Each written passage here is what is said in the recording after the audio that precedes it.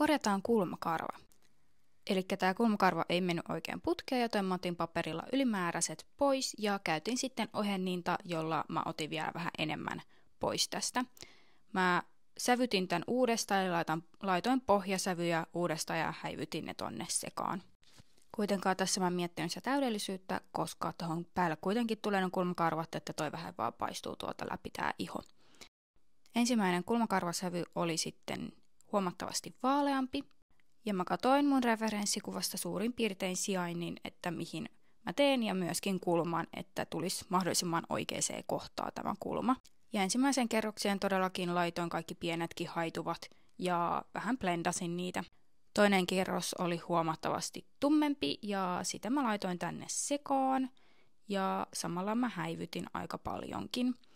Tästä nyt näette vähän tätä, että millä mallilla tässä nyt sitten ollaan.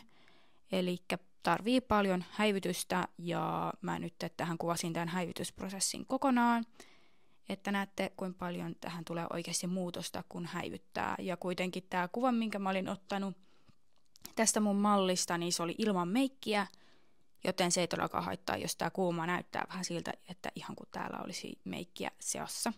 Normaalisti mä en maalaisi näin yksityiskohtaisesti kulmakarvoja, mutta tässä taulussa oli vähän niin kuin pakko. Ja sitten katsotaan lopputulos ja mitä mieltä olette.